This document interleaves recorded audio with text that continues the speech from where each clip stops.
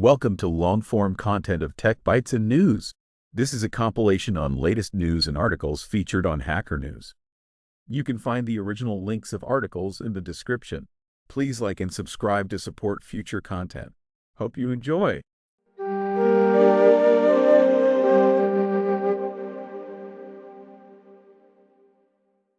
Welcome to Tech Bytes and News, your daily roundup of articles featured in Hacker News. Today, we're diving into the FlashLearn Examples repository on GitHub. It's packed with practical demonstrations, showcasing the power and versatility of this fascinating library. I'm really excited about this. So FlashLearn, what exactly does it do? Is it primarily focused on a specific area like natural language processing or something broader? Exactly. It's incredibly versatile. From what I've seen, it's designed to handle a wide range of tasks, using different AI models. The examples directory on GitHub really highlights this. They've got examples for customer service, finance, marketing, even a personal assistant example. Wow, that's a broad spectrum. So how are these examples structured? Are they just code snippets, or are they more complete, runnable applications? They're actually pretty complete. Each example is a self-contained Python script. You clone the repo, install FlashLearn using pip, set your API key, and you're good to go. They even provide clear instructions on how to run each example and where to find the results. That sounds incredibly user-friendly. I see they have examples categorized by industry. That's a smart approach, making it easier to find relevant use cases. Absolutely. It's a really well-organized repository. They've got folders for finance, marketing, software development, and more. Each folder contains several scripts demonstrating different applications within that domain. For example, the finance folder might have scripts for parsing financial reports or predicting stock prices. It's very comprehensive, I see. They even have a code-only examples folder. Interesting. That's a nice touch. It suggests they're catering to different levels of users, from those who want to just see the core code to those who want a more complete, runnable example. What about the documentation? Is it well written and easy to follow? The README is excellent. It provides a clear overview of all the examples, explaining what each one does and how to run it. It's very well structured and easy to navigate. They even have a section on how to set up your API keys, which is crucial for getting started. That's reassuring. Sometimes, even with great examples, the documentation can be lacking. But this sounds like a well-rounded package. And Tim, I'm particularly interested in the personal assistant example. What kind of tasks can it handle? From what I've quickly skimmed, it seems to focus on research assistance. It's not a full-blown personal assistant like Siri or Alexa, but it demonstrates the potential of FlashLearn for building more complex applications. It's a great starting point for anyone wanting to explore that area. That's really impressive. The fact that they've included such a diverse range of examples, from simple code snippets to more complex applications, really speaks to the flexibility of FlashLearn. It seems like a valuable resource for anyone looking to learn more about using AI in different fields. Precisely. It's not just about showing off the library's capabilities. It's about providing a practical learning experience. The examples are well documented, easy to run, and cover a wide range of applications. It's a fantastic resource for both beginners and experienced developers. I highly recommend checking it out. And that's all the time we have for today's Tech Bytes and News. Thanks for listening, and goodbye. Bye-bye. Welcome to Tech Bytes and News, your daily roundup of articles featured in Hacker News. Today we're diving into a fascinating 3D reconstruction of Tenochtitlan, the Aztec capital. It's incredibly detailed, a real triumph of historical research and digital artistry. Wow, a 3D reconstruction? That sounds amazing. What kind of detail are we talking about here? Is it just the layout of the city, or does it go deeper than that? Oh, it goes way deeper.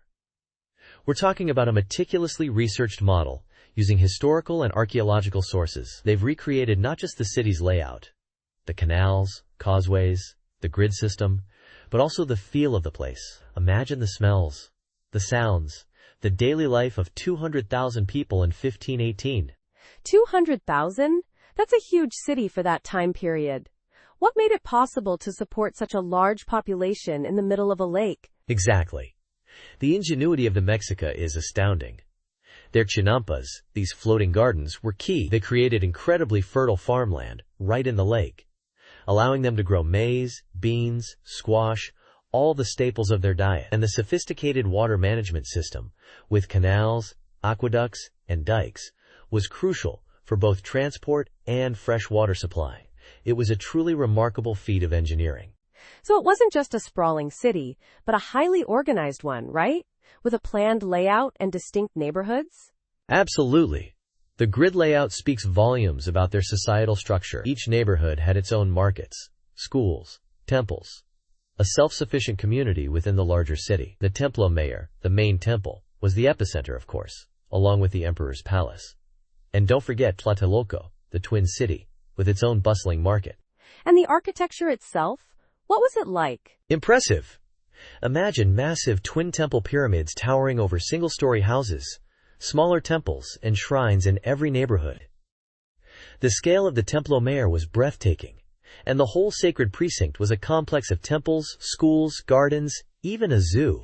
It was a city that blended the sacred and the secular seamlessly. It sounds almost utopian, in a way. But of course, it wasn't perfect. Living on a lake must have presented challenges. Oh, absolutely. It was a constant battle against the water. The system of causeways, canals, and locks was essential, not just for transport, but also for managing water levels and preventing flooding.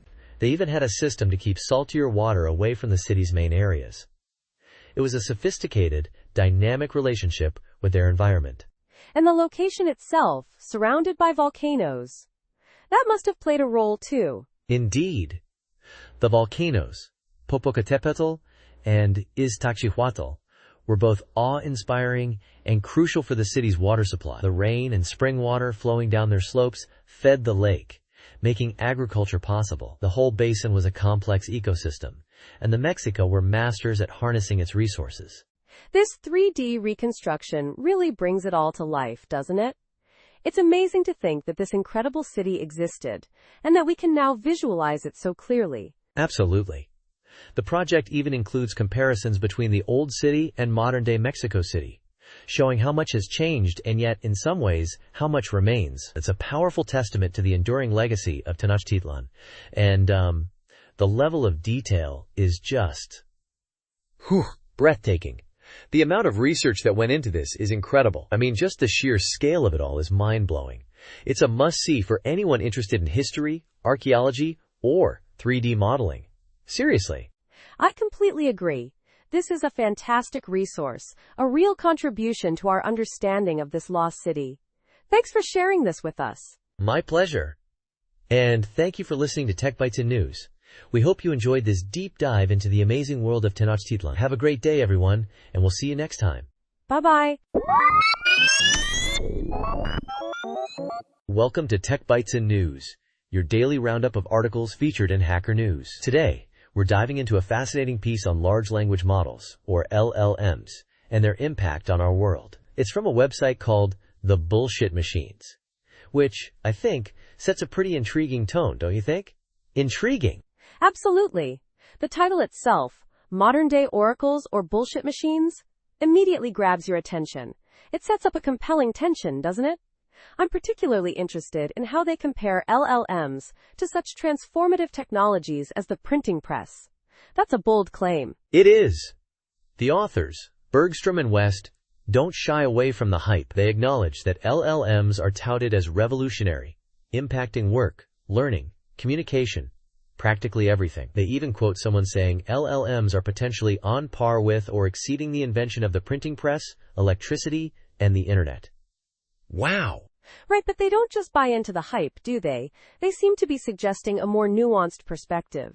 They highlight the potential for LLMs to flood our information environment with, well, bullshit, on an unprecedented scale. A very important point. Exactly.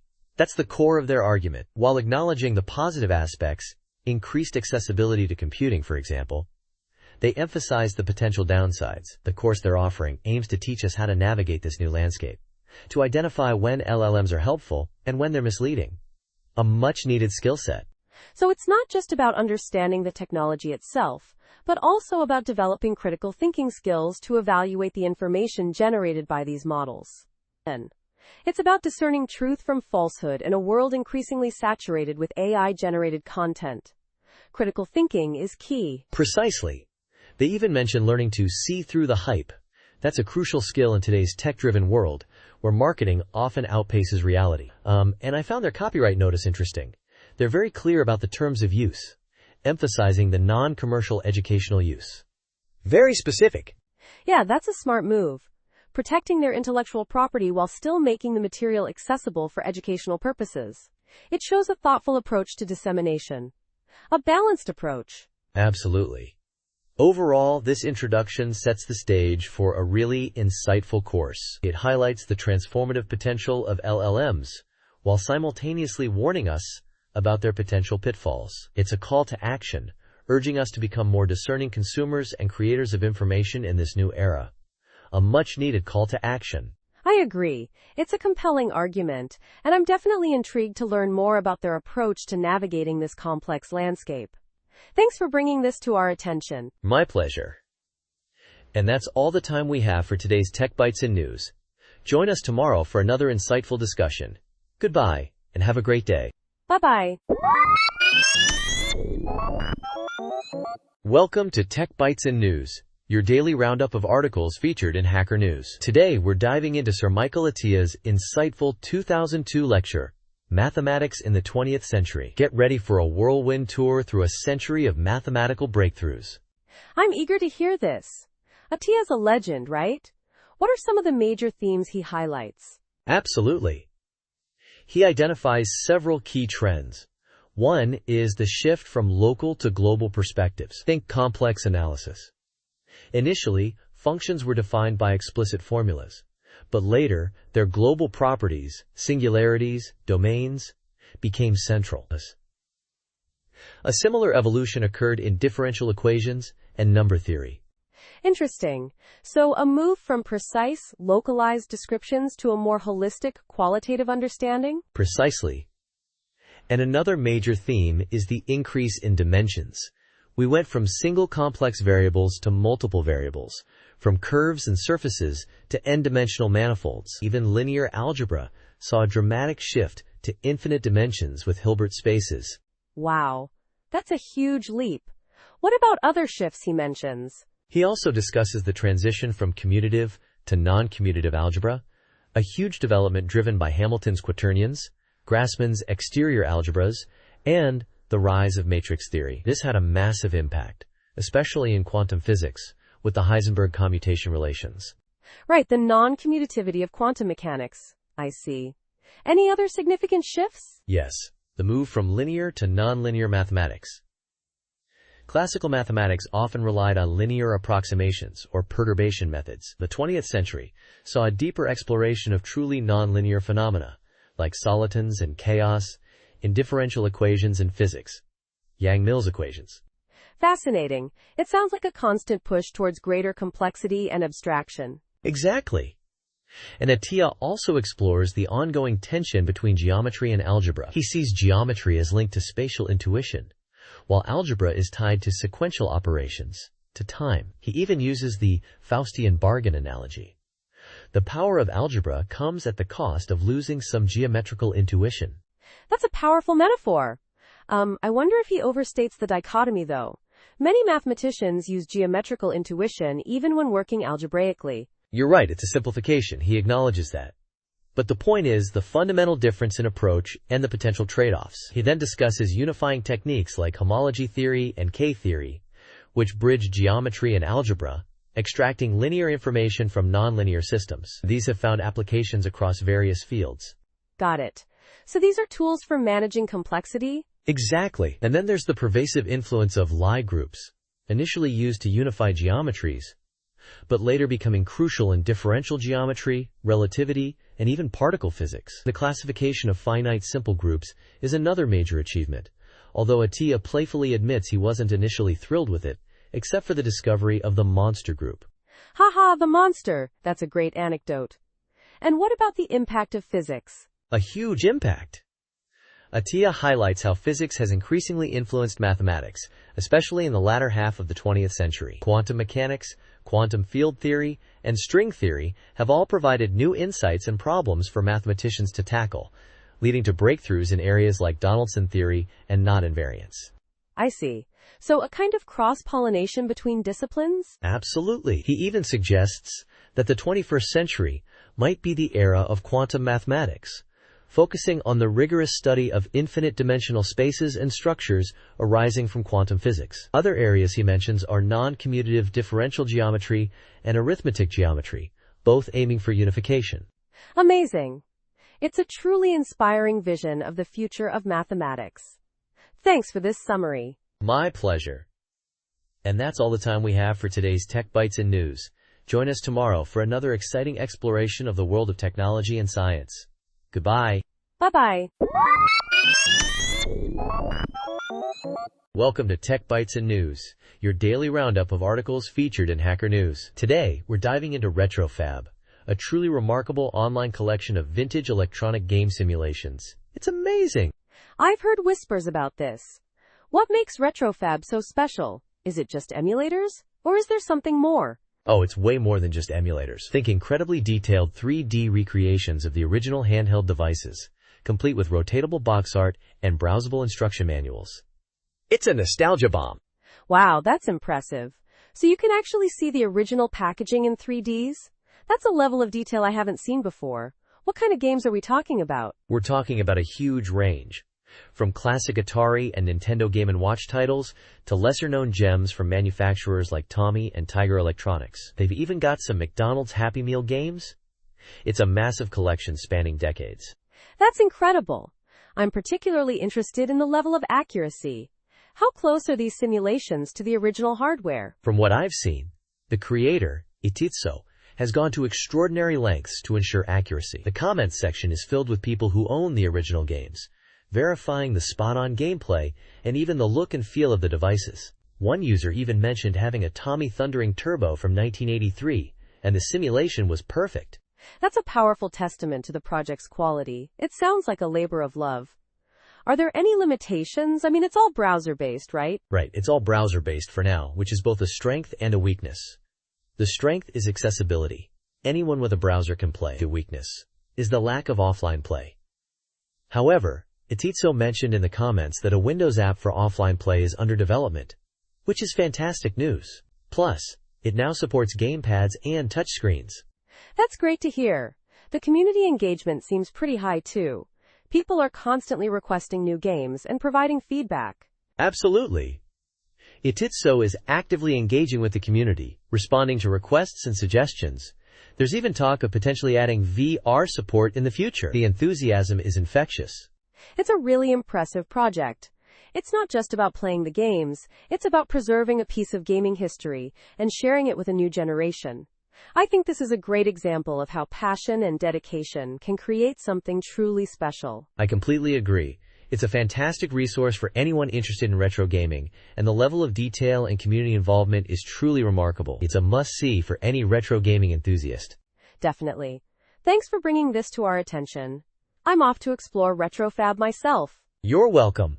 And to our listeners, thanks for tuning in to Tech Bytes and News.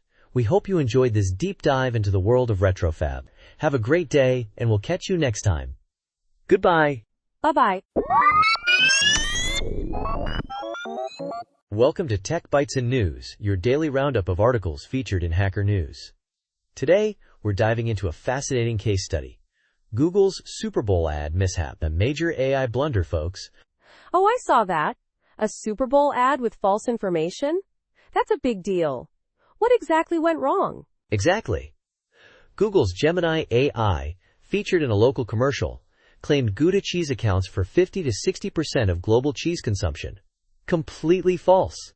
Wow, that's a pretty bold claim. So how did this happen? Apparently, it was an AI hallucination, as one blogger put it. Not a deliberate falsehood, but the AI pulled the stat from unreliable sources it scraped from the web. A bit embarrassing for Google, right? Absolutely. Especially considering it was a Super Bowl ad, primetime exposure for a factual inaccuracy. Did Google just let it slide? No way. They actually remade the ad after a blogger called them out on X. They even consulted the cheesemonger in the ad for a solution. Smart move. Engaging the person directly affected shows responsibility. What was the final outcome? They rewrote the product description, removing the inaccurate statistic. A quick fix, but a necessary one. It highlights the ongoing challenges with AI accuracy, though. Definitely. It's a reminder that AI isn't perfect, and fact-checking AI-generated content is crucial, even for big companies like Google.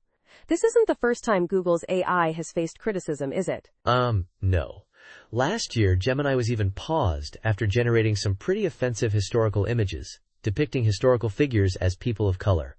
A major PR disaster. Yikes! That's a serious issue.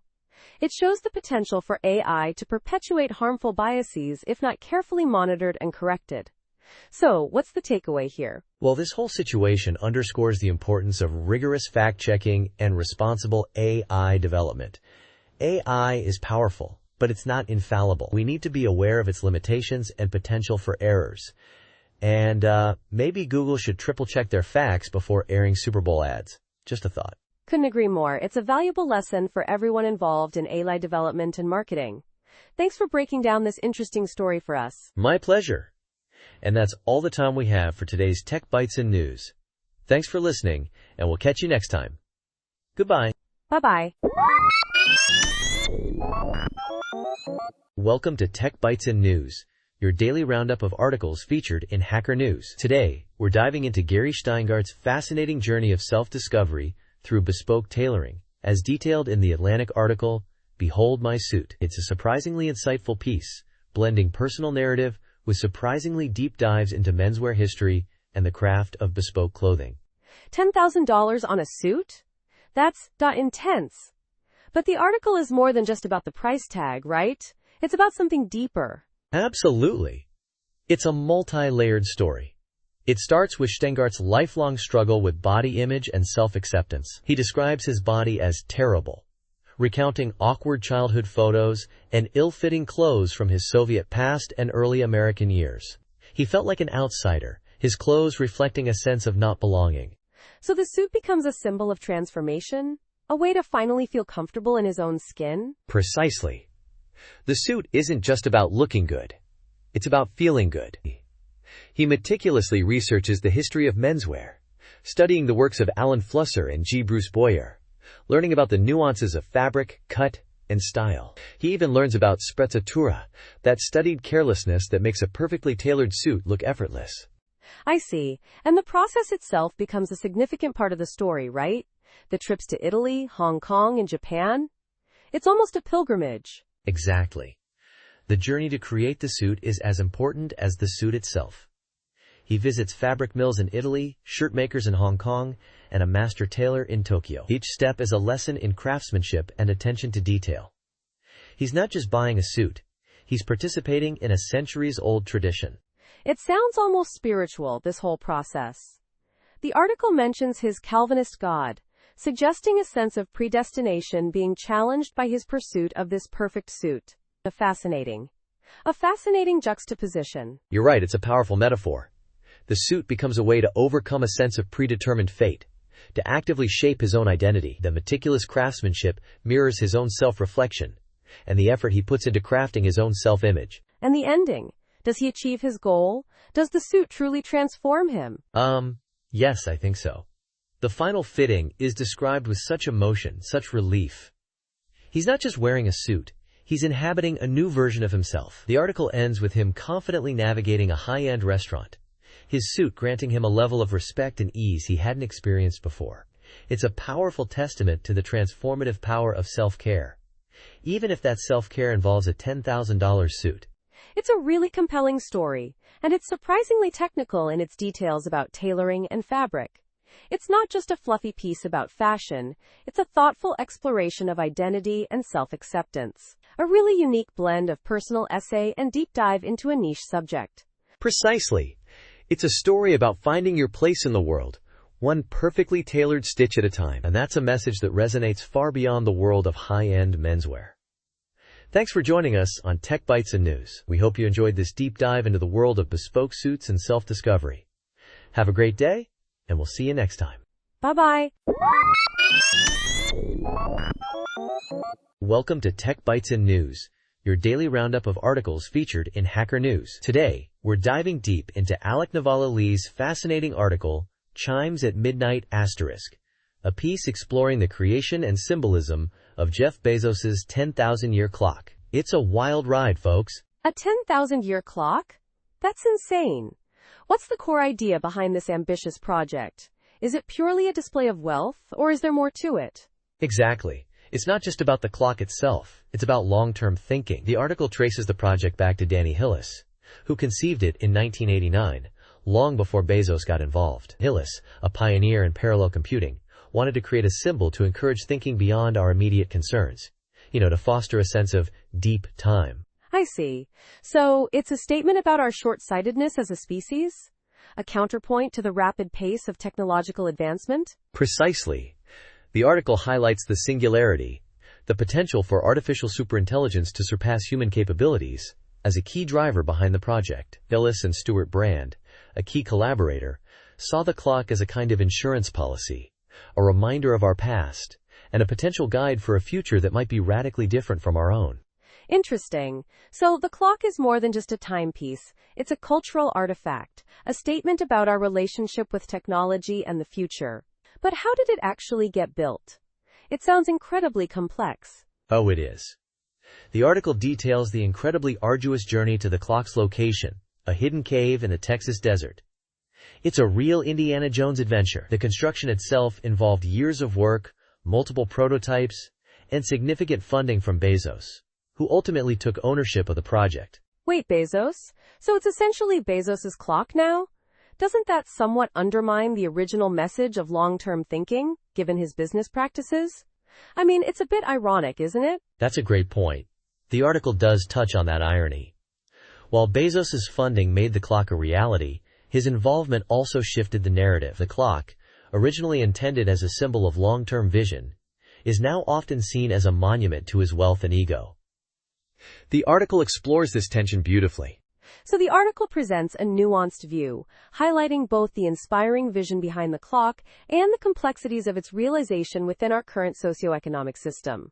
It's not just a simple story of technological achievement, but a commentary on philanthropy, long-term thinking, and the potential pitfalls of unchecked technological progress. Exactly. It's a story about the tension between grand visions and the messy reality of their execution. The article leaves us pondering the true legacy of the clock. Will it be a symbol of long-term thinking, or simply a testament to the power of a single, incredibly wealthy individual? It's a question worth considering. Absolutely. A truly thought-provoking piece. Thanks for breaking it down for us. This has been a fascinating discussion. My pleasure. And to our listeners, thank you for joining us on Tech Bytes and News. We hope you enjoyed this deep dive into the world of the 10,000-year clock.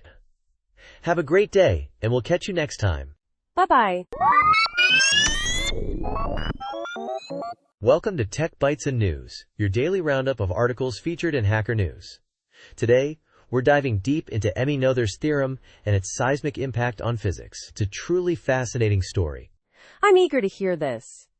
I've heard whispers of Noether's theorem, but never a full explanation. What's the core idea? In essence, Noether showed that fundamental physical laws are direct consequences of simple symmetries. Think about it. Mind-blowing, right? Totally mind-blowing. But what exactly are these symmetries? Can you give me some examples? Sure. Imagine you perform an experiment, then move 10 meters to the left and repeat it.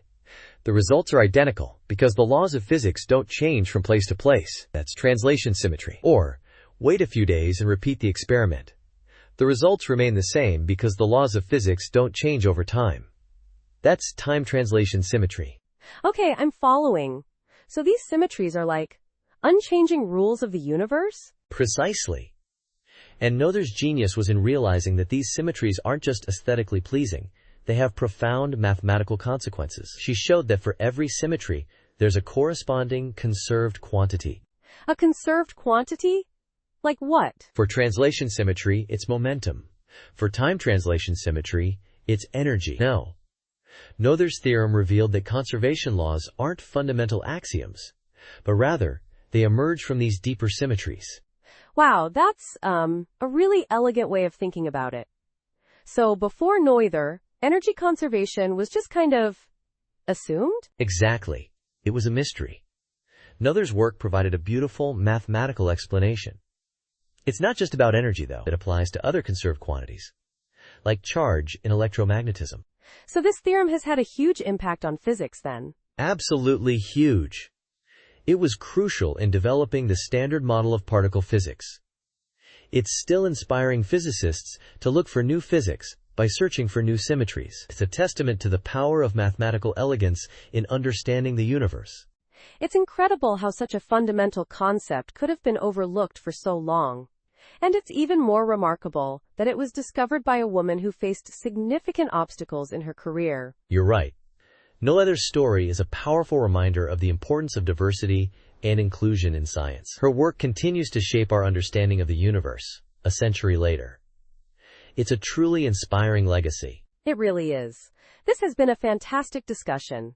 Thanks for shedding light on Noether's theorem. My pleasure. And thank you for listening to Tech Bytes and News. Join us next time for another fascinating exploration of the world of science and technology.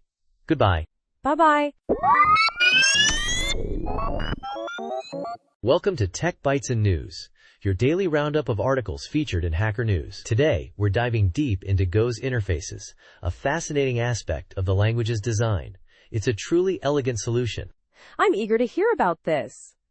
From what I understand, Go's interfaces offer a unique blend of static and dynamic typing. Can you elaborate on that? Absolutely.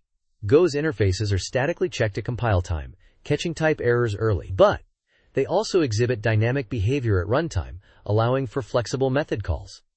It's a powerful combination. So how does this duck typing work in practice? I'm curious about the implementation details. Think of it like this.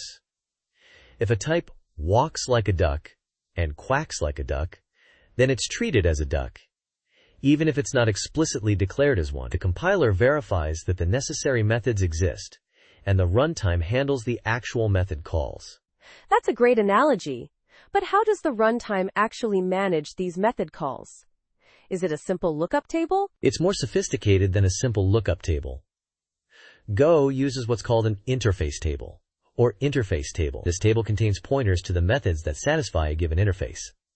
The runtime uses this table to efficiently dispatch method calls. So, the entitable is computed at runtime? That sounds computationally expensive. You're right to be concerned about performance. However, Go cleverly caches these entables to avoid redundant computations. The initial computation uses an efficient algorithm, achieving O(n plus m) time complexity instead of the naive O(n)m). That's impressive.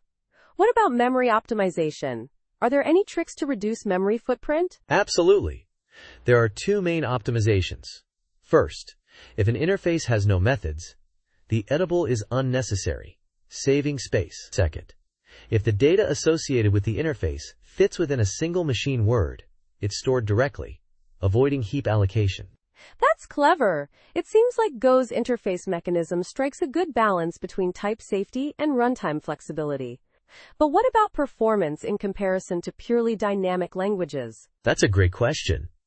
In dynamic languages, method lookups happen at every call site. Go, however, performs the lookup when the value is assigned to the interface, moving this overhead out of tight loops. This can lead to significant performance gains, especially in parallel programs.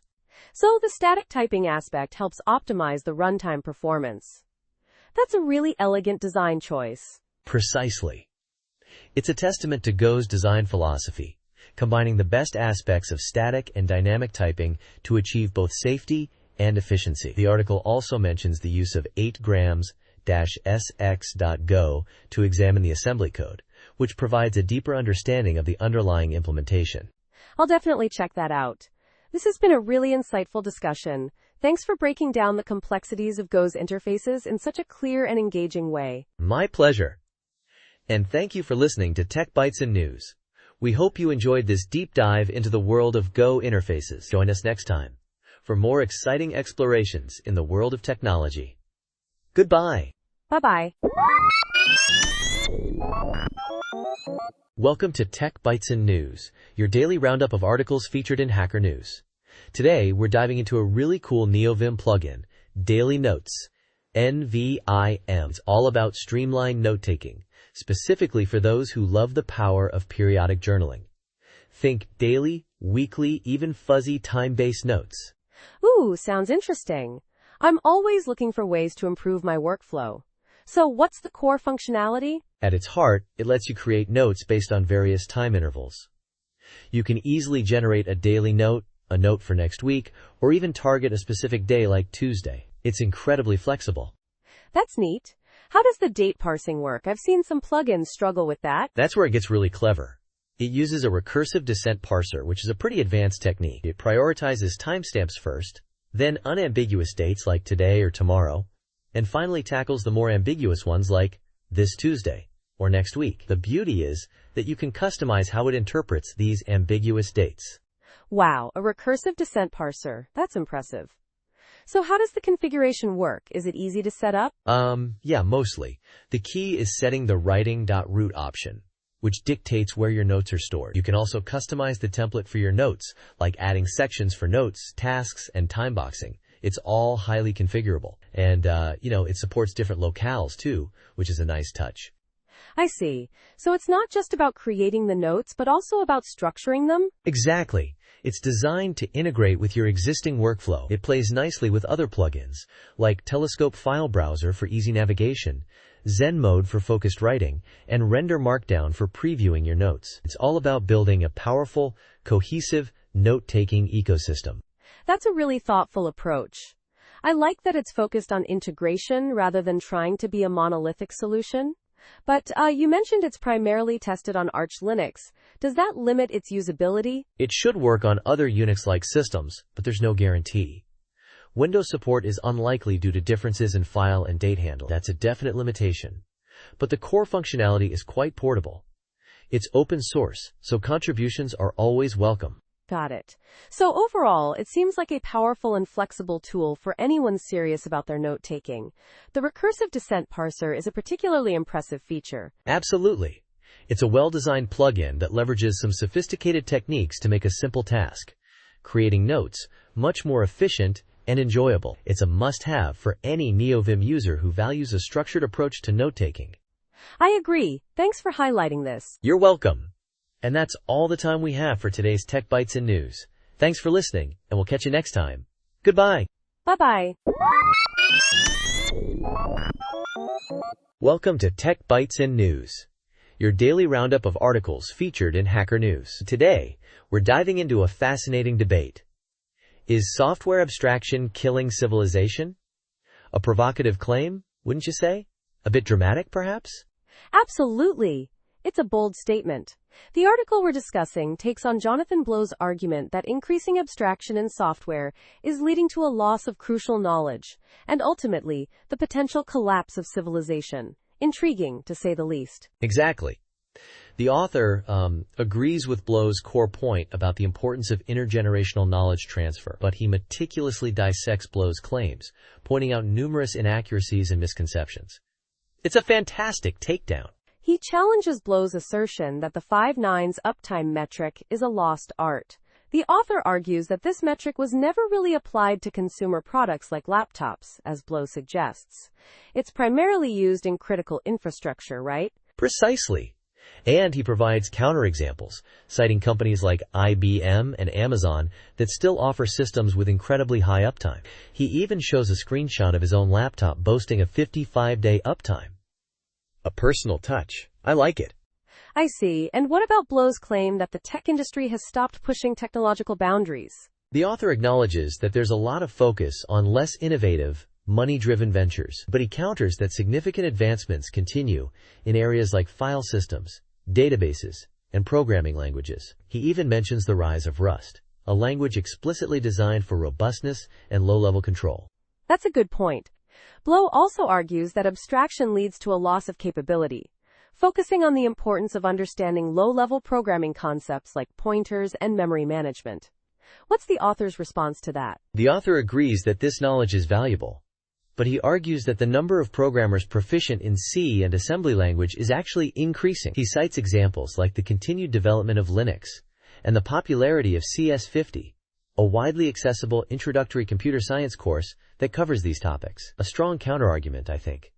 Interesting.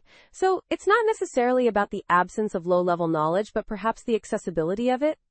The author also challenges Blow's assessment of programmer productivity at companies like Facebook, right? Yes. Blow suggests that the massive increase in Facebook's workforce hasn't translated into a proportional increase in new features, implying low productivity. But the author points out that Facebook's core product isn't just the social platform. It's the ad delivery system. A lot of unseen work goes into that. That's a crucial distinction. The author also addresses Blow's reference to Ken Thompson's 3-week Unix, right? A classic anecdote often used to illustrate the supposed higher productivity of programmers in the past. Yes, he acknowledges Thompson's achievement, but highlights the vastly different working conditions and expectations of today's developers. No daily stand-ups, no code reviews, no A/B testing back then. He also points out that even in the past, many large projects faced significant delays and cost overruns. A very insightful point. The author then tackles Blow's claim that software robustness and productivity are declining. What's his counterargument? He argues the opposite.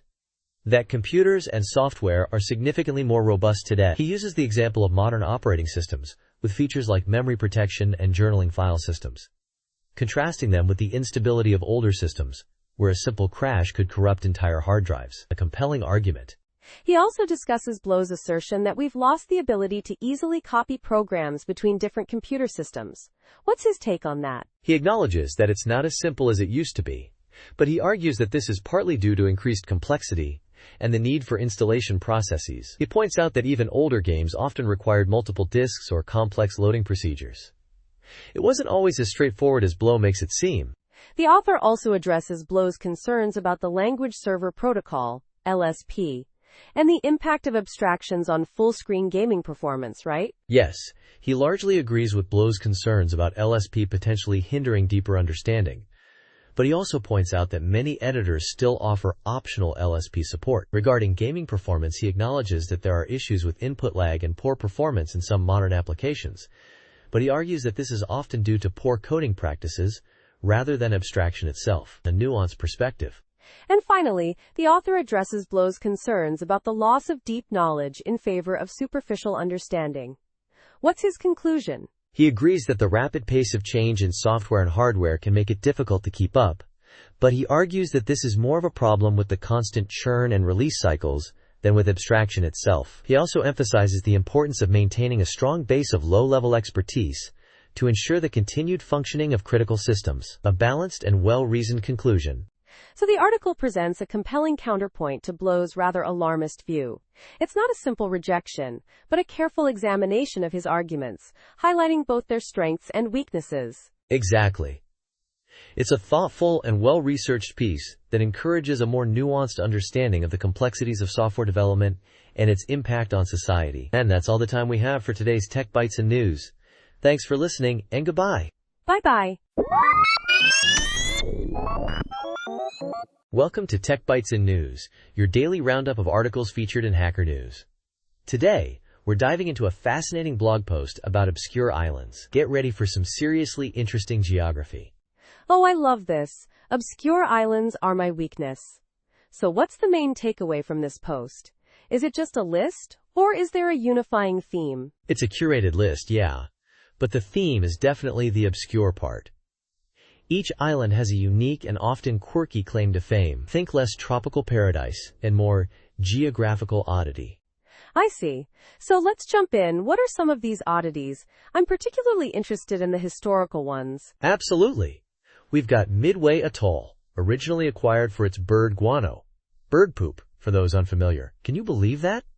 A whole territory acquired for fertilizer. Hilarious. That's amazing. And what about the more contentious islands? Any geopolitical intrigue? Oh yeah, plenty. There's Hans Island, a tiny rock that sparked a dispute between Denmark and Canada. It's a meaningless rock, but the symbolism, it's a great example of how even the smallest piece of land can have huge geopolitical implications. That's wild. And what about mysteries? Any unsolved mysteries involving islands? Nikumaro Island is a prime example. It's believed to be the location where Amelia Earhart met her end. A real mystery that continues to fascinate people. It's a bit sad, though. Absolutely. So we have historical oddities, geopolitical disputes, and unsolved mysteries. Are there any islands that are just plain weird? Oh, definitely. There's just Room Enough Island, the smallest inhabited island in the world. It's so small it only has one house. And then there's Pheasant Island, which switches countries every 6 months. It's a shared island between France and Spain. That's incredible. I'm fascinated by the sheer variety. Is there any mention of environmental significance in the post? Not explicitly, no. The focus is more on the historical, political, and geographical quirks. But, the environmental impact of human activity on these islands is certainly something to consider. It's a great jumping-off point for further research, I think. I agree. It's a fantastic starting point. This post has really sparked my interest in exploring these islands further. Thanks for the summary. My pleasure. And that's it for today's Tech Bytes and News. We hope you enjoyed this exploration of obscure islands. Until next time, goodbye. Bye-bye. Welcome to Tech Bytes and News, your daily roundup of articles featured in Hacker News. Today, we're diving into The Deck, an open-source, cross-platform card game engine built with Flutter. It's pretty exciting, isn't it? Absolutely. The concept itself is brilliant. A digital card game solution for those frustrating game nights where nobody has the right deck. I'm curious about the technical aspects. How does the table device functionality work? Yeah, that's a clever design choice. Essentially, one device acts as the central game board, displaying all the cards in real time. Other players connect to that device, allowing for a shared, physical-like experience. It leverages the power of Flutter to create a consistent experience across Android and iOS. So it's not just about having digital cards, it's about recreating the shared physical aspect of playing card games. That's a really interesting design decision. What about the architecture? The GitHub repo shows a lot of different components, the deck client, the deck server, etc. Right. It's a client-server architecture. The deck server manages the game logic and state, while the deck client handles the user interface and interaction on each player's device. The modular design, with components like the paradeck_common, suggests a well-thought-out approach to maintainability and scalability. It's impressive. I see. And it uses Dart and Flutter, which is a smart choice for cross-platform development. But what about game selection? Does it support multiple card games out of the box? Or is it more of a framework for developers to build upon? That's a great question. The README mentions it's an aggregator, so it's designed to support multiple games. It's not just one game, it's a platform for many. The documentation seems to be under development, but the project structure suggests extensibility. Developers can easily add new games by creating new modules. That makes sense. So it's a platform, not just a single game. The contribution guidelines are also pretty clear. They even specify a commit message naming convention. That's a nice touch for maintainability. Exactly. It's a well-structured project, clearly designed for collaboration. The use of FVM for Flutter SDK management also shows attention to detail. They've really thought this through. One thing I noticed, the README mentions offline multiplayer. How does that work? Is it peer-to-peer, or does it still rely on a server for some aspects even offline? That's a good point. The README doesn't explicitly detail the offline multiplayer implementation. It could be a combination of peer-to-peer communication for direct interaction between devices and local storage for game state persistence. More information would be helpful there. Definitely. But overall, it seems like a very promising project. The use of Flutter, the modular design, and the focus on a shared, physical-like experience are all strong points. I'm excited to see how it evolves. Me too. It's a great example of how technology can enhance social interactions and bring people together, even through a digital medium. Thanks for joining us on Tech Bytes and News. We hope you enjoyed this deep dive into The Deck. Have a great day. Bye-bye. Welcome to Tech Bytes and News, your daily roundup of articles featured in Hacker News. Today we're diving into a fascinating concept: do-nothing scripting, a surprisingly effective approach to gradual automation. It's all about tackling those tedious, manual processes that plague every ops team, you know? Exactly. I've been there. Those multi-step procedures that suck up your time and attention but don't offer any real intellectual challenge. The author calls them slogs, and that's a perfect description. Right. The article highlights a common scenario: provisioning user accounts. Think about it. Creating SSH keys, committing public keys to Git, waiting for builds, finding email addresses, sending private keys via 1Password.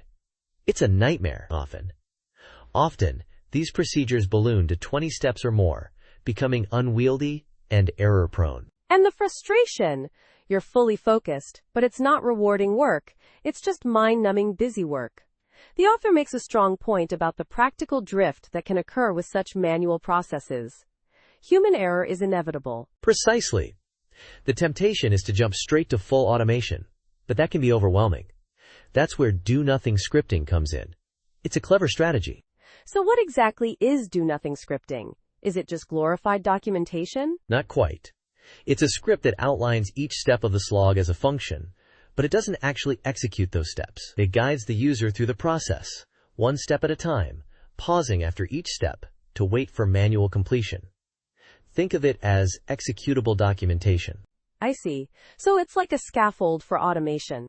It doesn't automate anything initially, but it structures the process, making it easier to maintain and, crucially, easier to gradually automate later.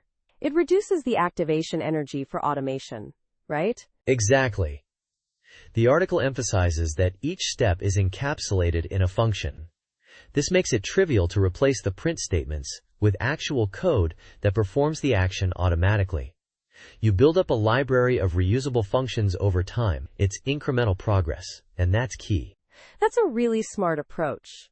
But doesn't it create a potential problem? What if users start skipping the script once they're familiar with the process? Was stiffing? Wouldn't that defeat the purpose? That's a valid concern. The author doesn't directly address that, but I think the benefit of having a structured, easily automatable process outweighs that risk. Plus, the script acts as a living document, ensuring consistency even as automation is added. It's a trade-off, but a worthwhile one, I believe. It's a compelling argument. The key takeaway is that do-nothing scripting isn't about immediate efficiency. It's about lowering the barrier to entry for automation, making it a more manageable and less daunting task. It's a pragmatic approach to a common problem. Absolutely. It's a fantastic way to tackle those tedious, repetitive tasks and gradually move towards a more automated workflow. And that's a win for any ops team. Thanks for joining us on Tech Bytes and News. We hope you found this discussion insightful. Goodbye. Bye-bye.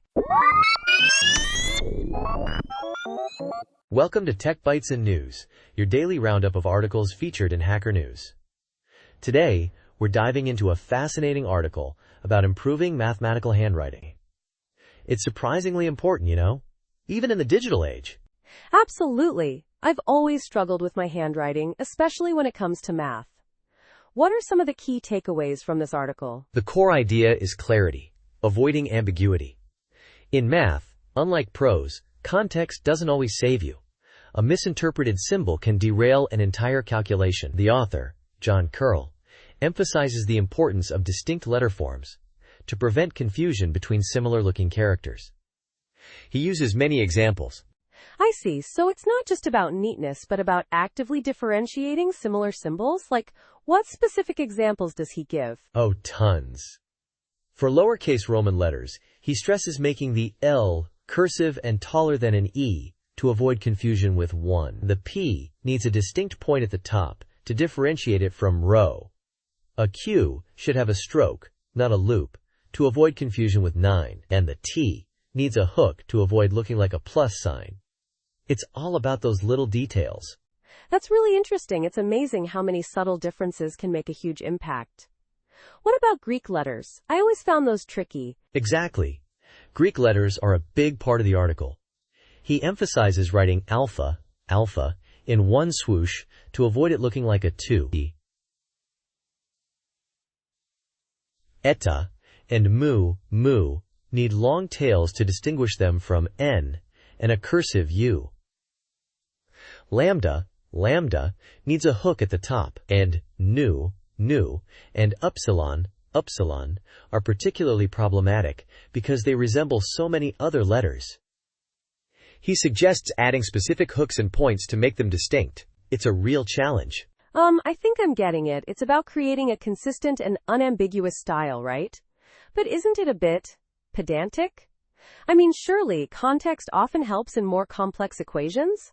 That's a good point. While context can sometimes help, the author argues that relying on context is risky, especially in complex equations where a single misinterpretation can have cascading effects. It's better to be proactive and develop a clear, consistent style from the start.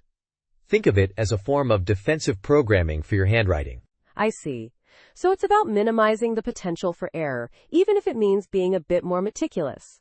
It's like writing code. You want to make it as clear and unambiguous as possible to avoid bugs. This is a really useful perspective. Thanks for sharing this. My pleasure.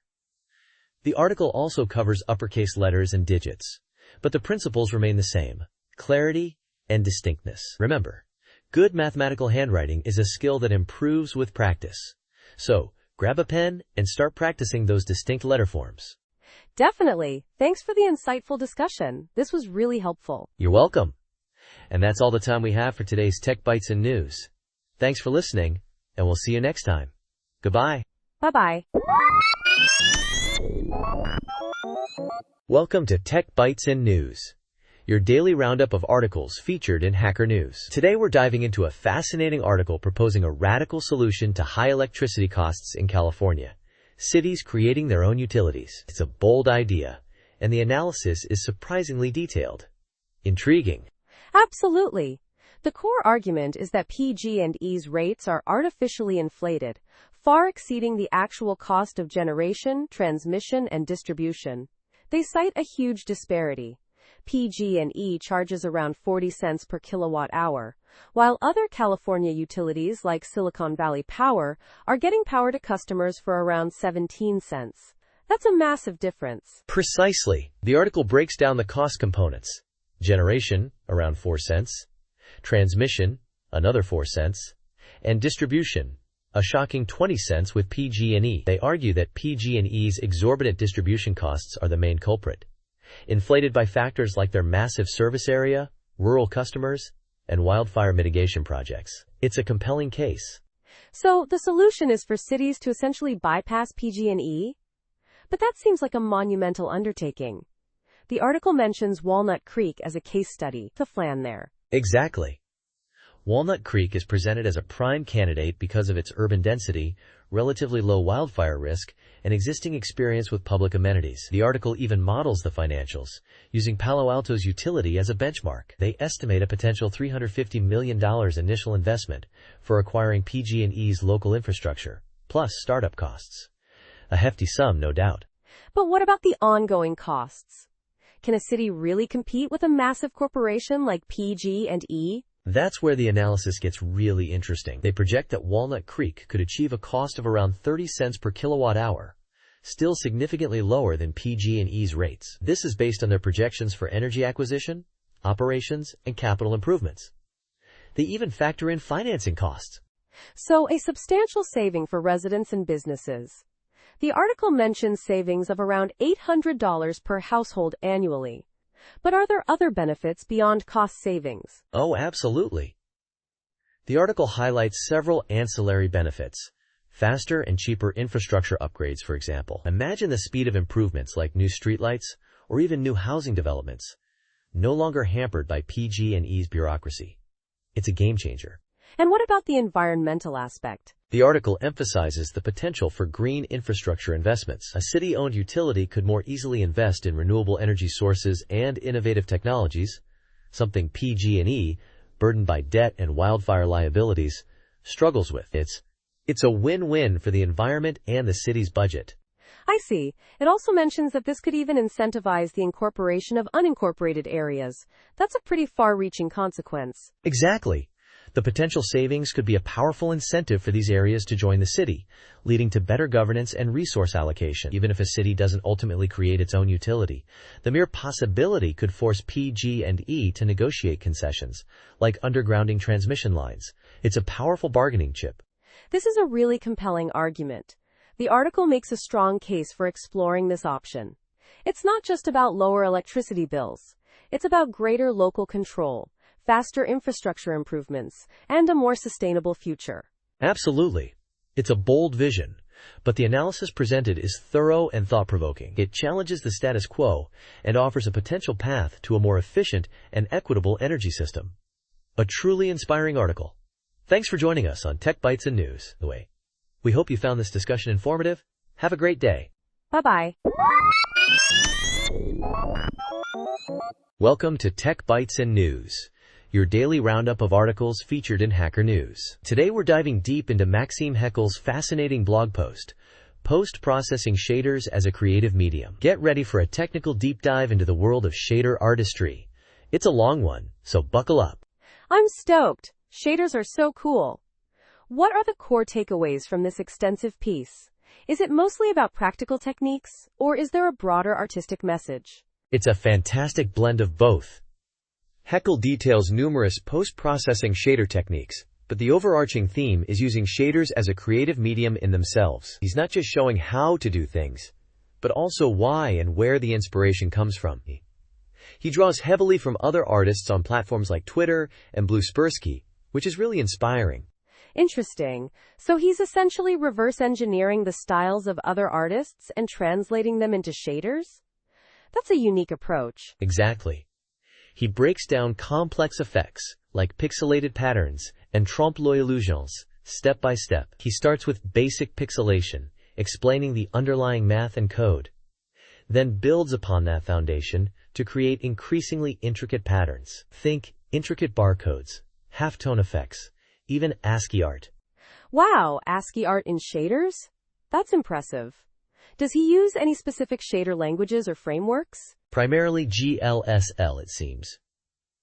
He uses it within a React 3 fiber environment, which makes sense given the visual nature of the effects. He also touches upon the potential of WebGPU and compute shaders, hinting at future explorations. That's forward-thinking. Does he just focus on static effects, or does he explore dynamic or interactive elements as well? Oh, absolutely. He covers dynamic effects too.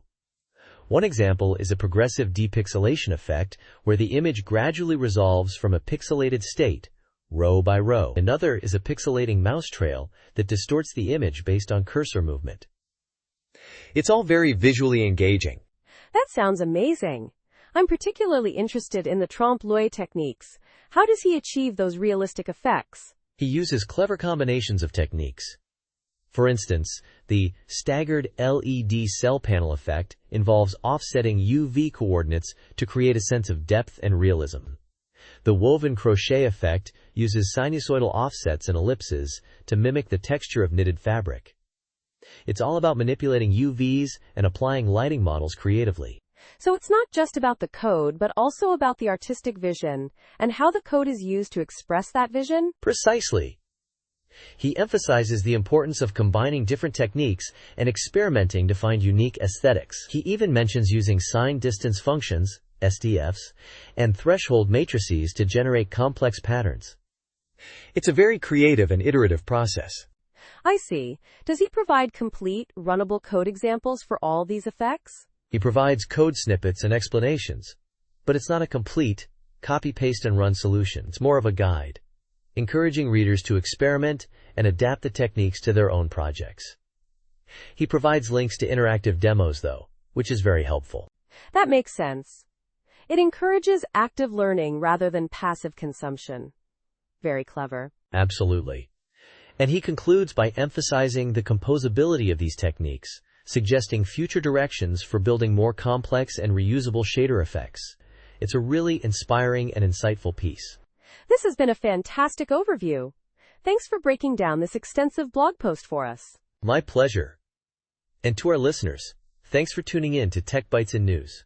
We hope you found this deep dive into the world of creative shaders as engaging as we did. Until next time, goodbye. Bye-bye. Welcome to Tech Bytes and News, your daily roundup of articles featured in Hacker News. Today, we're diving deep into a fascinating article about writing a simple driver in Rust. It's a game changer, really.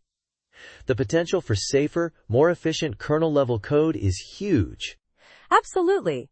I've been following Rust's progress in systems programming with great interest.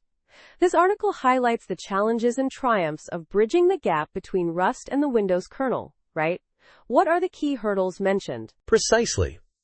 One major challenge is the verbosity involved in converting C types to Rust. The author cleverly suggests using wrappers and macros to mitigate this, but the core issue is interfacing with the Windows kernel APIs, which are predominantly C-based. It's not a trivial task. I see. So how does the author approach building this driver? What tools and dependencies are involved? The author uses the Windows Drivers RS project from Microsoft, which is essential. You'll need the Windows Driver Kit, WDK, or the Enterprise WDK and LLVM with Clang. The project structure itself is a Rust library, built using Cargo, naturally. There's a crucial build.rs file to configure static linking to the C runtime library, CRT, which is a common pitfall in driver development. And the cargo.tom wall file, what are the key dependencies there? Oh, that's where the magic happens. The cargo.tom specifies several crucial WDK crates, WDK, WDK macros, WDK alloc, WDK panic, and WDK SYS. These provide the necessary abstractions and low-level interoperability with the kernel. The author also cleverly uses a custom global allocator, WDK allocator, because the standard library isn't available in kernel space. That's a really smart workaround.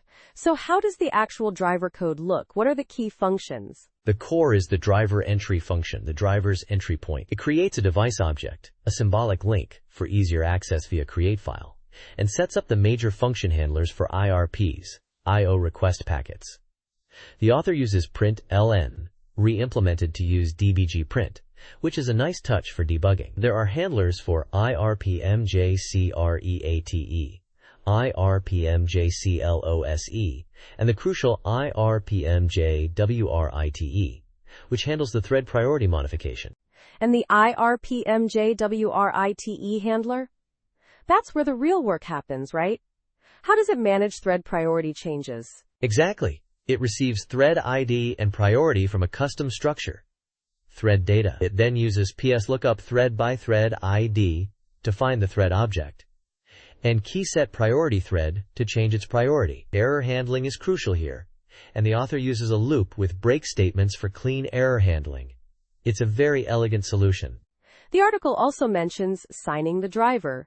Is that a straightforward process? Not entirely. While the crates support signing with INF/INX files, this example doesn't use them, so manual signing with SigTool is necessary, using a WDK test certificate. The author points out a minor quirk. The output file is a DLL, not a SYS, which is a bit unusual. Interesting. So what's the overall takeaway? Is writing kernel drivers in Rust practical? Absolutely. The article demonstrates that it's not only possible, but also offers significant advantages in terms of safety and maintainability. While there are challenges, the Windows drivers RS crates and the techniques shown in the article provide a solid foundation. The author rightly points out that more robust wrappers and improved crate support would make the process even smoother. But the future looks bright for Rust in kernel development. I agree. This is a significant step forward. Thanks for this insightful discussion. My pleasure. And to our listeners, thank you for tuning in to Tech Bytes and News. We hope you found this discussion informative and engaging. Have a great day, and we'll catch you next time. Bye-bye. Welcome to Tech Bytes and News, your daily roundup of articles featured in Hacker News. Today we're diving into Jacob Kaplan-Moss's insightful piece, Embrace the Grind.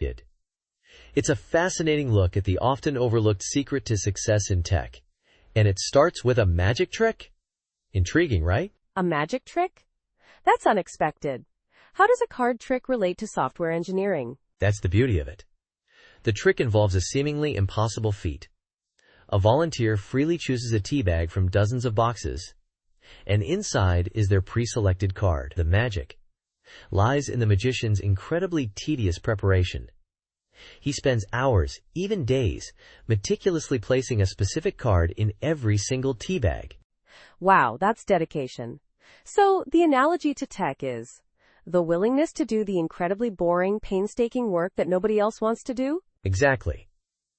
Kaplan-Moss argues that this grind, this willingness to tackle the seemingly mundane tasks, is often the key to solving complex problems. He uses the example of a team swamped with 2,000 untriaged bug reports. 2,000? That sounds like a nightmare. It was. The team was paralyzed, but Kaplan-Moss stepped in, and, instead of trying to automate the solution immediately, he did something radical. He printed out every single bug report, spread them across a room, and manually categorized and prioritized them. He embraced the grind.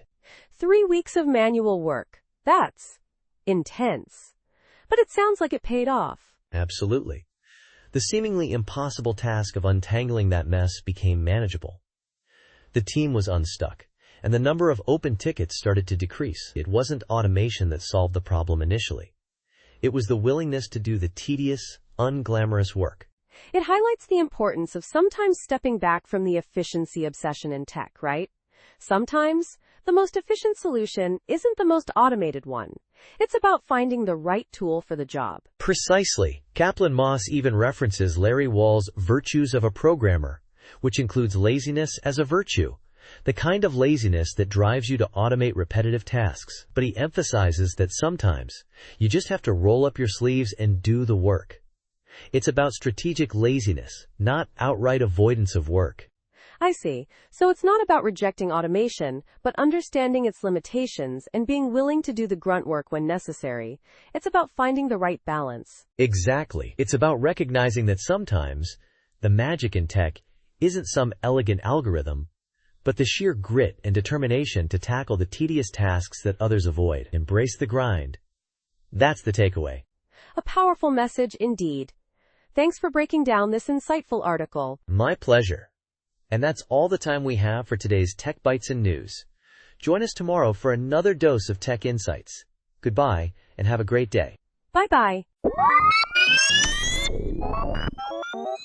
Welcome to Tech Bytes and News, your daily roundup of articles featured in Hacker News. Today we're diving into a provocative piece by Antiers titled, "We Are Destroying Software." It's a powerful critique of modern software development practices, and I think it'll spark some interesting discussion. The core argument is that we're sacrificing quality and understanding for speed and perceived efficiency. What are your initial thoughts? Yeah, it's a bold statement. I agree with some points, but others feel a bit overstated, they ask it. The idea that we're destroying software is dramatic, but the underlying concerns about complexity and dependencies are definitely valid. Let's unpack this. He starts by highlighting the issue of ignoring complexity when adding features. That's a huge problem, right? It leads to brittle, hard-to-maintain codebases. Absolutely. Exactly. He points out how we're piling on features without considering the overall architecture, leading to this monstrous, unwieldy code. And then there's the issue of complex build systems, a real pain point for many developers. It's like building a house with 1,000 different contractors, each using their own tools and methods. The whole thing becomes incredibly fragile. And the dependency, hell, we're so reliant on external libraries, often with their own sets of dependencies. One small update can break the entire system. It's a cascading failure waiting to happen. He also makes a strong point about the don't reinvent the wheel mentality. While efficient in some cases, it stifles innovation and understanding. Reinventing the wheel, at least sometimes, is crucial for learning. I see your point. It's a balance, isn't it? There's value in leveraging existing solutions, but blindly following the don't reinvent mantra can be detrimental. It prevents us from developing a deep understanding of the underlying mechanisms. He also touches upon backward compatibility, which is a huge issue. Breaking existing APIs can cause chaos for users and developers alike. It's a delicate balance between progress and stability. Yeah, totally. And the constant rewriting. Why rewrite something that works? It's often a waste of resources and introduces new bugs. It's like throwing away a perfectly good car just because a new model came out. He also mentions the constant chase for the newest language, framework, or paradigm to chase. It's exhausting and often unnecessary. Sticking with something you know well can be more productive. Precisely. It's about finding the right tool for the job, not just the shiniest new toy. And he's right about underestimating the difficulty of working with existing complex libraries versus building your own. Sometimes, starting from scratch is more efficient, especially if you have a clear understanding of your needs. He also challenges the assumption that de facto standards are always the best choice.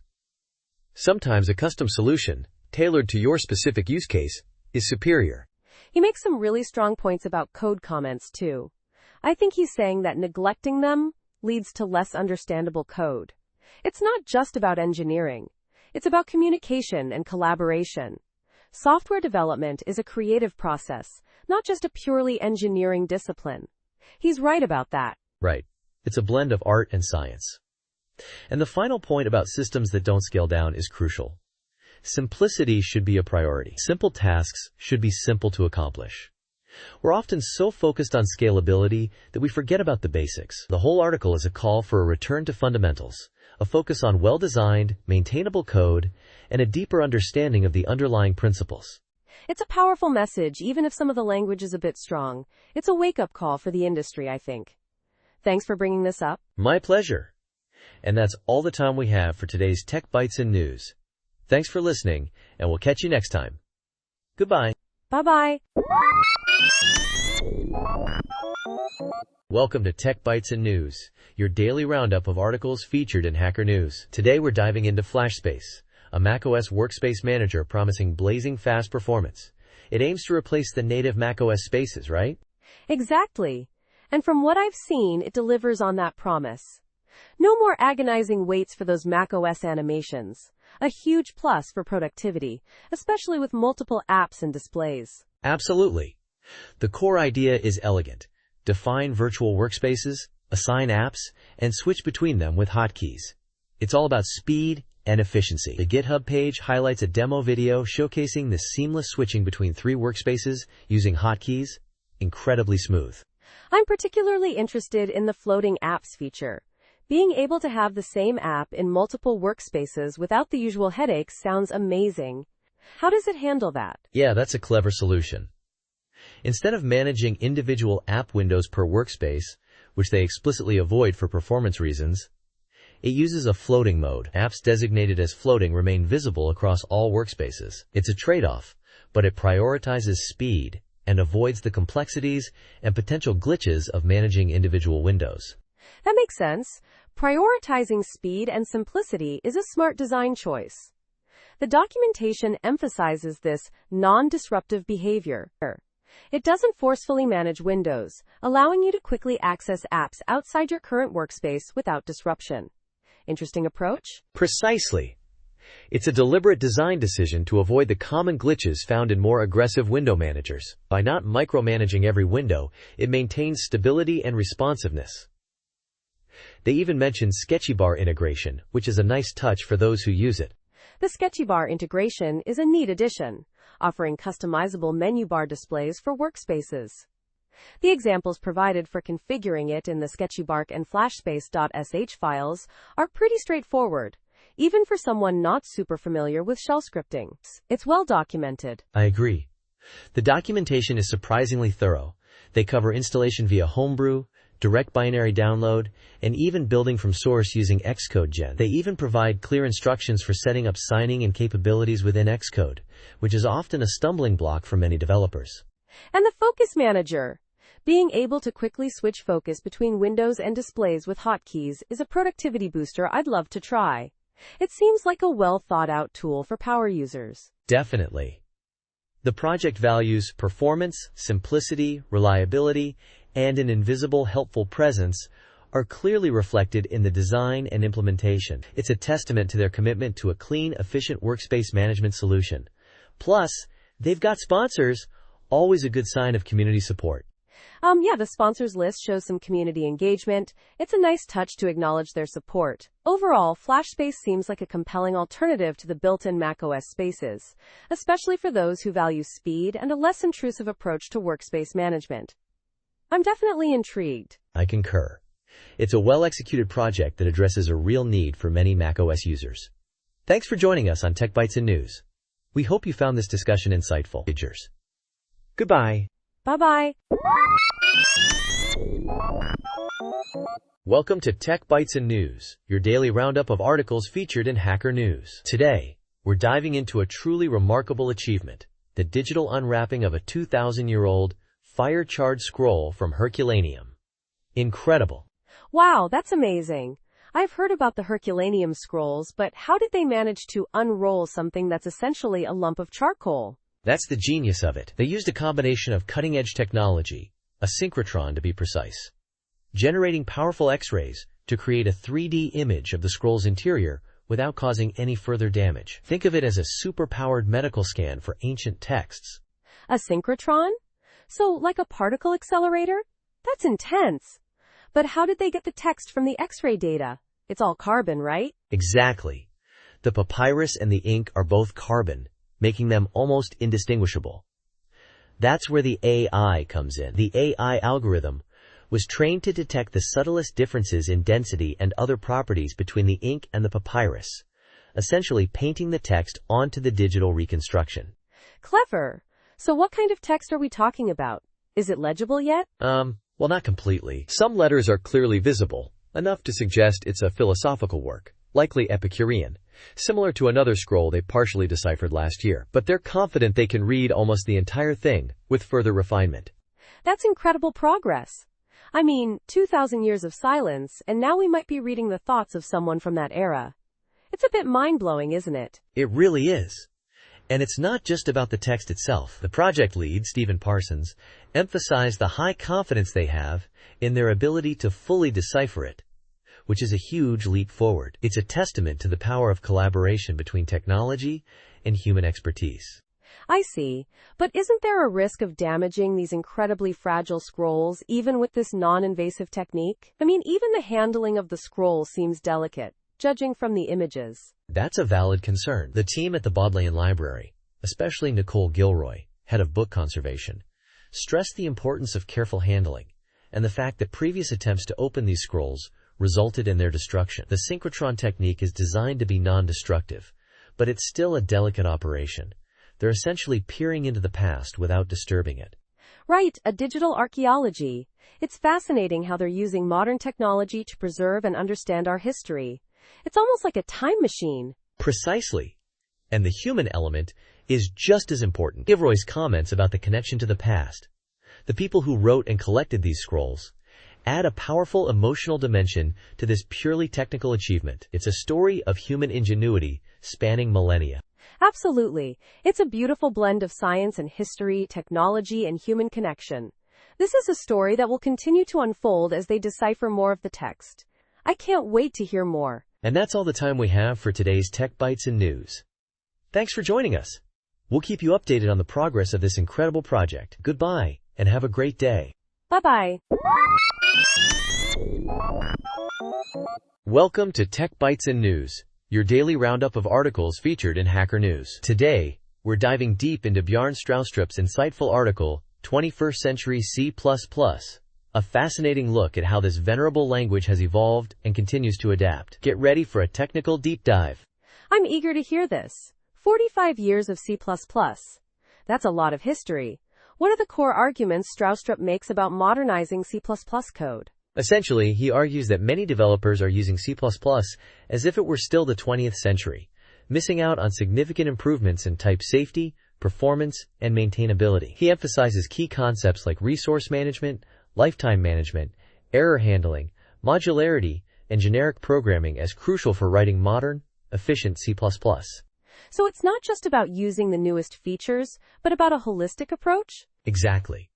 He highlights how features like RAII, resource acquisition, is initialization. Using constructors and destructors are key to resource safety, preventing leaks. He even shows simple examples of how modern C++ can achieve the same functionality as older code, but with far greater elegance and efficiency. It's quite impressive. I see. And what about error handling? That's always a tricky area in C++. He advocates for a combined approach, using error codes for common, locally handled errors, and exceptions for rarer, more serious issues that require higher-level handling. He stresses that exceptions, contrary to some beliefs, can often be more efficient than extensive error code checking. Interesting. That challenges the conventional wisdom I've heard in some circles. I've always been taught to avoid exceptions whenever possible. Yeah, That's a common misconception. Stroustrup argues that exceptions, when used appropriately, can actually improve performance and code clarity by avoiding the error code hell of constantly checking return values. It's a nuanced point, but a crucial one for modern C++ development. So what about the preprocessor? I know that's a source of headaches for many. He's a big advocate for moving away from the preprocessor and embracing modules. Modules offer improved modularity, making code easier to maintain and compile times significantly faster. He gives some compelling examples of the performance gains achieved by switching from #include to import. A 25x speedup in one example? That's astonishing.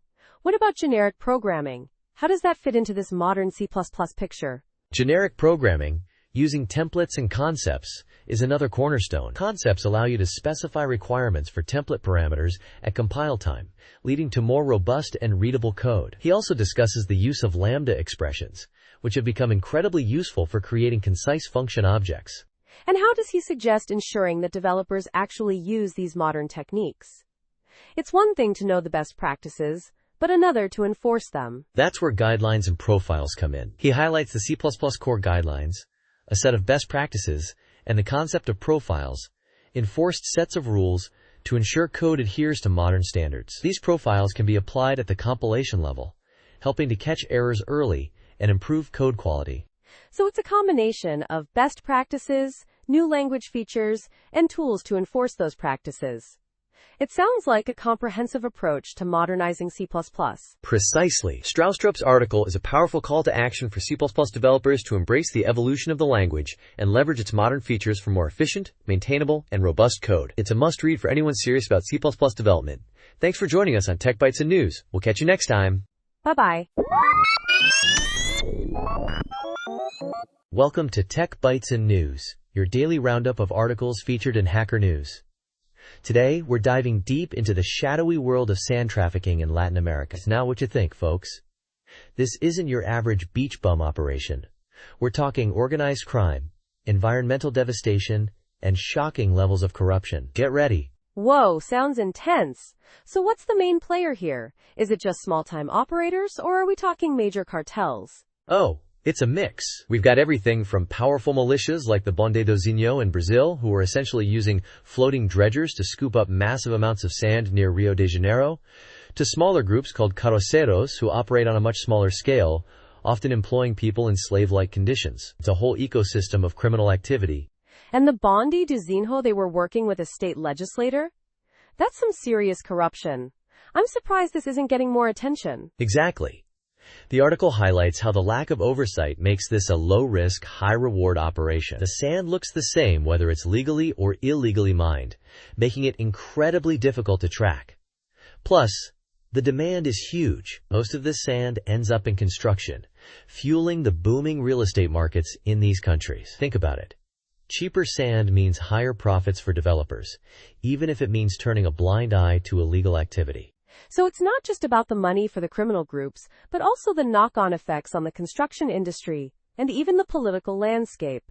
The article mentions the murder of Marielle Franco in Rio, linked to her fight against illegal construction projects fueled by this sand trade. That's chilling. Absolutely chilling. And the environmental impact is devastating. We're talking about wildlife extinctions, altered waterways, increased flooding. The list goes on. It's a perfect storm of criminal enterprise, corruption, and environmental destruction. It's a complex problem with no easy solutions. The article mentions this is happening in Brazil, Colombia, and Mexico.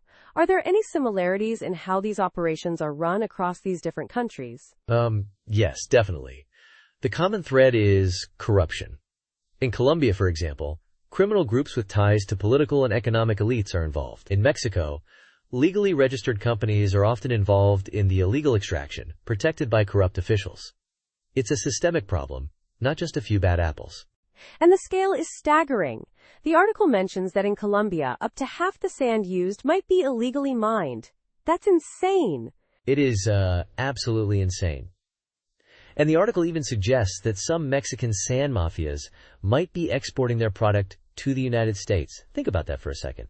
That's a whole other level of complexity. It's not just a regional problem. It could have international implications. This is a really important story. You're right. This isn't just some niche crime story. It's a major issue with far-reaching consequences. We need to pay attention to this. Thanks for joining us on Tech Bytes and News. We hope you found this discussion insightful. Have a great day, and remember to stay informed. Bye-bye. Welcome to Tech Bytes and News, your daily roundup of articles featured in Hacker News. Today, we're diving deep into the world of engineering management, based on a fascinating blog post detailing the realities of the role. It's a really insightful piece. I'm eager to hear this. The title, In the Trenches, already hints at a raw, honest perspective. What are some of the key takeaways? Absolutely. The author emphasizes that engineering management is far more than just technical prowess. It's about understanding the human element, the people behind the code. It's about enabling engineers to do their best work, often through personal involvement rather than direct technical contributions. He stresses the importance of listening, understanding individual personalities, and aligning personal goals with the organization's mission. That's a refreshing perspective. So many discussions focus on metrics and KPIs. But the human aspect is crucial, right? Especially in a field as demanding as software engineering. Precisely. The author even uses the example of the shift from master to main in Git, highlighting how seemingly small language choices can significantly impact team culture and inclusivity. He talks about the importance of thoughtful conversations around these issues to foster a culture of respect. I see. Interesting. He also mentions a talented specialist engineer case study, doesn't he? What was that about? Yes. The case study highlights two common mistakes. First, letting the specialist engineer shoulder all the work, leading to burnout. Second, failing to align their focus with broader organizational goals. The solution involves distributing ownership, fostering collaboration, and framing tasks in a way that engages their problem-solving skills while still aligning with business needs. That's smart. It's about finding that balance between challenging them and supporting their growth, right? Avoiding micromanagement while ensuring alignment. Exactly. And it's not just about individuals. Building a strong team is crucial. The author argues against hiring for comfort, emphasizing the importance of hiring engineers who are better than you, even if it triggers insecurity. It's about creating an environment where top talent can thrive. That's a bold statement. Many managers might find that challenging. How does he suggest overcoming that insecurity? He suggests a mindset shift, recognizing that your value lies in nurturing talent, not competing with it. It's about understanding your own strengths and focusing on creating the right environment. It's a personal journey, he says. Makes sense. What about the technology aspect? The blog post mentions something about a KIBS approach, right? Yes. Keep it boring stupid. The author advocates for prioritizing tried and tested technologies, especially for core systems. He suggests avoiding the latest shiny tools, unless it's for R&D or greenfield projects, where calculated risks can provide a competitive edge. He uses Postgres with extensions as an example, rather than jumping to more specialized, potentially less stable databases. That's a pragmatic approach. It's about balancing innovation with stability, right? Minimizing risk while still exploring new possibilities. Precisely. He then gives examples of Timescale DB and Redpanda, highlighting how they leverage existing, stable technologies while offering performance benefits. It's about finding that sweet spot. Fascinating. The blog post also touches on leadership principles, doesn't it? Like leaders eat last? Yes. The author emphasizes the importance of being a support function for the team, absorbing failures, distributing successes, and acting as a political buffer. He also stresses the need to engineer independence within the team, so they can function smoothly, even in your absence. It's about empowering the team. And he provides some really practical case studies to illustrate these points, right? Like the parental leave example? Yes, the parental leave example shows how preparing the team beforehand allowed him to take leave without disruption. And the feedback he received upon his return highlighted the value of his proactive approach. He also talks about spotlighting team members' work through blog posts and presentations, fostering their growth and visibility. That's a great example of empowering your team and building their confidence. It all sounds incredibly demanding, but also incredibly rewarding. It certainly is. The author concludes by emphasizing the importance of having fun and keeping things light when possible. Software engineering is creative, and a playful environment can foster innovation. It's a challenging but fulfilling role, he says. And that's a great point to end on. Absolutely. A really insightful and practical guide for aspiring and current engineering managers. Thanks for summarizing this. My pleasure. And thank you for listening to Tech Bytes and News. We hope you enjoyed this deep dive into the world of engineering management. Have a great day. Bye-bye. Welcome to Tech Bytes and News, your daily roundup of articles featured in Hacker News. Today, we're diving into a fascinating breakthrough in marine biology, the solution to the sea turtle's lost years mystery. Get ready for some serious turtle talk. I'm all ears. This has always been such a huge enigma, right? What exactly did they discover? Exactly. For decades, the period between hatchlings leaving the beach and reappearing as near adults, sometimes a decade long, has been a complete black hole in our understanding. But this new research, published in the Proceedings of the Royal Society B, changes everything. Wow, Proceedings of the Royal Society B? That's a big deal. So how did they crack this case? Clever use of technology, my friend. They attached GPS tags to the shells of young turtles. Imagine the logistical challenge of that. They tracked 114 turtles, including endangered green turtles, loggerheads, hawksbills, and Kemp's ridleys. 114? That's a massive undertaking. And how long did the tags last? The tags, being solar-powered and flexible, lasted only a few weeks to a few months. But that was enough to gather crucial data. The shells shed as the turtles grow, so the tags eventually fell off. I see. So what were the surprising findings? The big surprise? These aren't passive drifters. Contrary to previous assumptions, these tiny turtles are actively swimming, making their own decisions about where to go. They compared the turtles' movements to drifting buoys, and more than half the buoys washed ashore while the turtles didn't. That's incredible. So they're not just at the mercy of the currents? That completely changes our understanding of their early lives. Precisely. It shows a level of navigational skill and decision-making we never suspected in such young creatures. The data also showed more variability in their locations than expected, moving between continental shelf waters and the open ocean. So this research also highlights the importance of the Gulf of Mexico for these endangered species, right? It's a critical habitat. Absolutely. This study gives us a much clearer picture of how these young turtles utilize the Gulf, which is vital for their survival. It's not that the turtles were lost, but rather, we were lost in trying to find them. The technology finally caught up with the ambition of the research. It's a testament to scientific perseverance, isn't it? Overcoming technological limitations to answer a long-standing question. This is truly inspiring. Indeed. And it underscores the importance of continued research and technological advancements in understanding and protecting these magnificent creatures. This is a huge step forward in sea turtle conservation. Thanks for joining us on Tech Bytes and News. My pleasure. This was fascinating. Until next time, listeners. Welcome to Tech Bytes and News, your daily roundup of articles featured in Hacker News.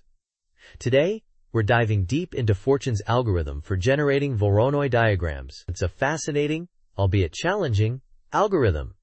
Let's get started. I'm eager to hear about this. I've heard it's computationally intensive, but the results are visually stunning. What's the core idea behind Fortune's algorithm? Exactly. The visual appeal is undeniable. The algorithm uses a sweep line that moves across the plane from left to right. As it sweeps, it creates parabolic arcs around each site, or seed point. These arcs form the beach line, which represents the frontier of the Voronoi cells under construction. So, the beach line is dynamically updated as the sweep line progresses? That sounds computationally expensive. How does it manage the complexity? You're right, it's not trivial. The key is that we don't process every pixel. Instead, we focus on events, site events, when the sweep line encounters a new site, and circle events, when three arcs on the beach line intersect, forming a Voronoi vertex. Ah, I see. So the algorithm efficiently handles these events, rather than brute forcing every point. But what about the parabolic arcs themselves? How are they represented and manipulated? That's where the cleverness really shines. Instead of using the standard parabolic equation, the algorithm uses a locus definition. Each parabola is defined by a focus point, the site, and a directrix, the sweep line. This makes calculating intersections much easier. That's elegant. Using the locus definition simplifies intersection calculations. But how does the algorithm determine when and where to create Voronoi vertices and edges? Precisely. Voronoi vertices are created during circle events. When three arcs intersect, their circumcenter becomes a Voronoi vertex. Edges are formed by connecting these vertices. The algorithm cleverly tracks incomplete edges, which are extended as the sweep line moves, eventually forming complete edges. So the algorithm maintains a data structure to track these incomplete edges? What kind of data structure is used? Yes, it uses a doubly connected edge list, DCEL, a common data structure for representing planar graphs. It's quite intricate, but it allows for efficient manipulation of the Voronoi diagram as it's being constructed. It's a bit complex, but it's what makes the algorithm so powerful. I can imagine. The article mentions that even with this optimized approach, for most practical applications, a simpler O(n)² algorithm or a library might be preferable. Why is that? Yeah, that's a good point. While Fortune's algorithm boasts O(n) log n time complexity, the constant factors involved can make it less efficient than simpler O(n)² methods for smaller datasets. The implementation complexity also adds overhead. For many use cases, the performance gain isn't worth the added complexity. That makes sense. It's a trade-off between theoretical efficiency and practical implementation. So, in summary, Fortune's algorithm is a powerful but complex algorithm that uses a sweep line and parabolic arcs to efficiently generate Voronoi diagrams. It's a beautiful example of algorithmic elegance, but perhaps not always the most practical choice. Exactly. It's a testament to the ingenuity of computational geometry. But as the author wisely notes, unless you're dealing with a very high volume of large diagrams, simpler approaches might be more suitable. Thanks for joining us on Tech Bytes and News. We hope you enjoyed this deep dive into Fortune's algorithm. Goodbye. Bye-bye.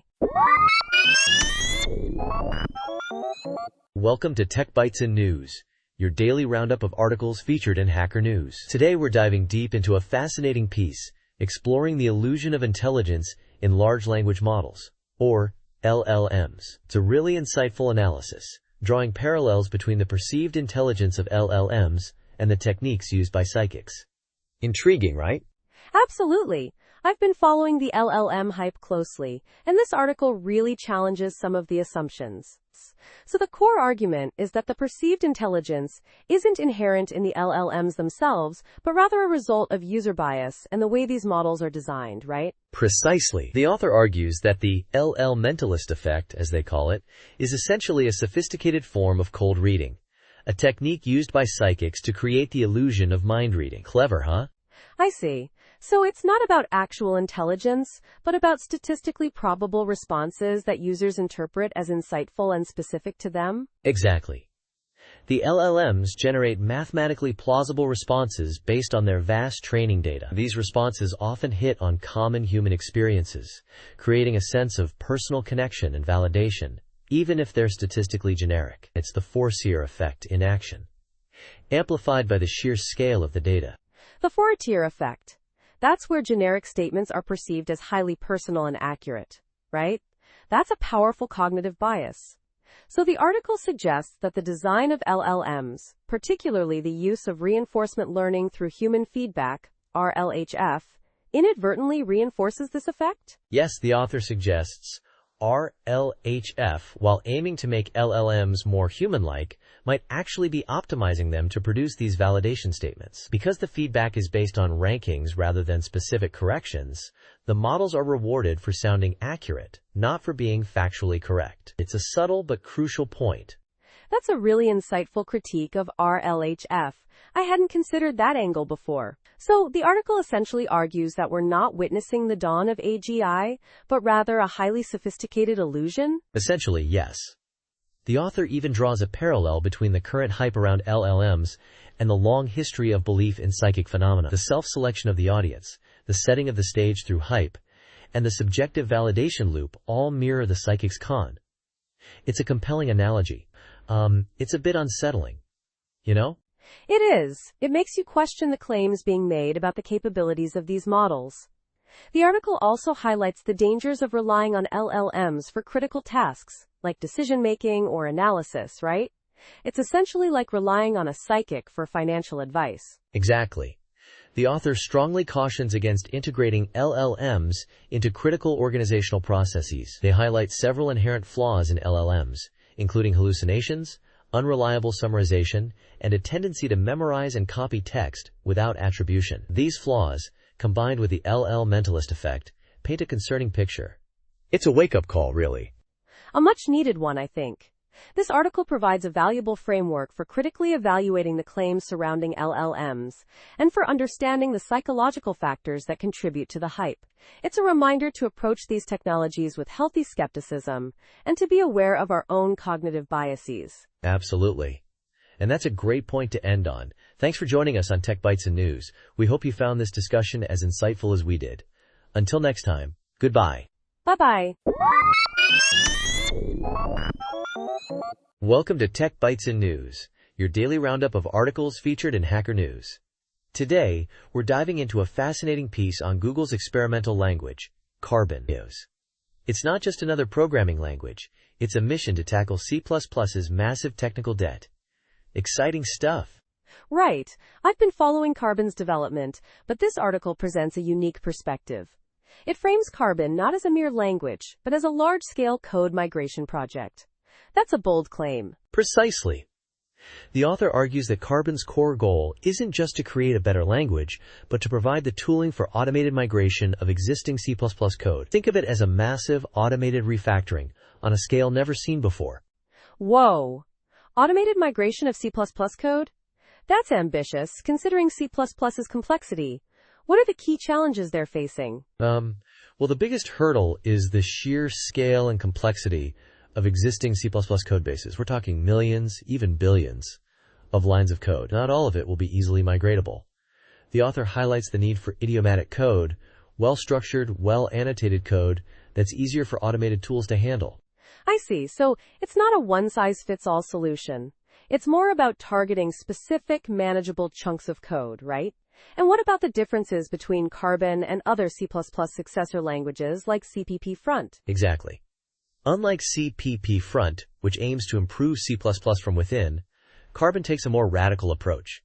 It's a clean break, aiming for minimal dependency on C++. CPP Front tries to work with C++, while Carbon aims to recreate a better C++ from scratch. A completely different philosophy. That's a significant distinction. So Carbon is essentially building a new foundation, aiming for better abstractions and a more streamlined approach to language evolution. But is it even technically feasible? I mean, C++ is notoriously complex. That's a great question. The author acknowledges the immense challenge, but they point to several factors that suggest feasibility. One is Carbon's leveraging of existing tools like Clang and LLVM for tasks like template resolution. Another is its focus on automated testing, using existing C++ test suites to validate the migrated code. Clever, huh? Very clever. It's a risk mitigation strategy. But the article also touches upon the governance aspect. Google's involvement raises concerns about control and potential bias towards Google's specific needs. Absolutely. That's a valid concern. The author acknowledges the potential for bias and the importance of community involvement. They highlight Carbon's open-source nature and the developers' stated commitment to community-driven development. But it's still early days. Trust needs to be earned. True. It's a long-term project with inherent risks. But the potential rewards are huge.